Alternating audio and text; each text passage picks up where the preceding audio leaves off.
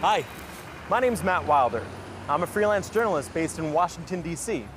At the moment, I'm trying to find a good story. I have a 6 o'clock deadline, but nothing's going on. I know. I'll see what topics are trending on Twitter. Today, we live in the era of new media. People can access the news at any time, from any place, on all kinds of digital devices. The internet and social media sites, such as Twitter and Facebook, allow these news consumers to become news producers. If you want to be a journalist, all you have to do is post an article online, and it can be read instantly by anyone, anywhere in the world. Journalism has changed a lot during the first days of the newspaper, and most of these changes have been driven by technology. There's no better place to discover this than Washington, D.C., home of the Newseum.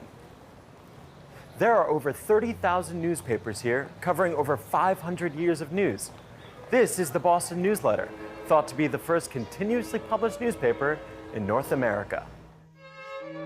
This edition, from 1718, reports on the sensational killing of Edward Teach, better known as Blackbeard, believed to be one of the most dangerous pirates at the time.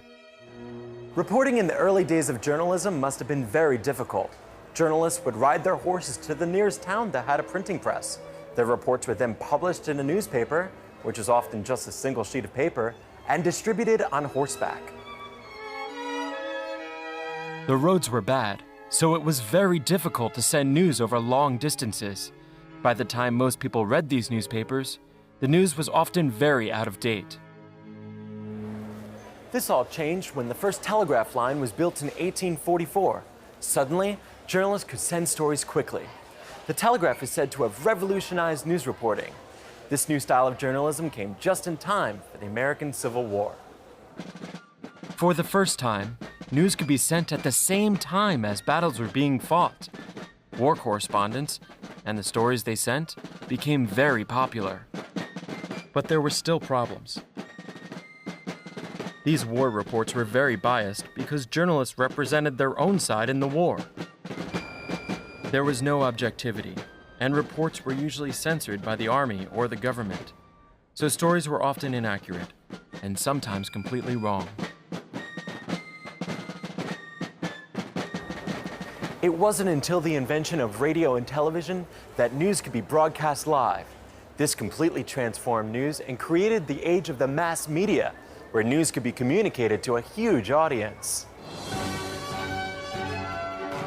Throughout the 20th century, demand for news stories increased, and news technology continued to advance. By the end of the century, there were hundreds of cable TV channels, lots of 24-hour news channels, and the internet had been invented. Suddenly, we were in the information age. This is the HP New Media Gallery. It shows the news as it is today. Visitors to this exhibit are placed right at the center of the digital news revolution. They are instantly connected to the day's news by live Twitter feeds, showing the day's trending news stories.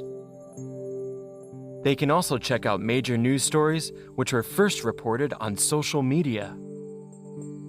These pictures of a plane landing on New York's Hudson River were taken on a smartphone and uploaded to Twitter seconds after the incident had occurred. Speaking of smartphones, fantastic. A tweet from the White House. Oh, there's a big announcement in 25 minutes. I better go. Bye.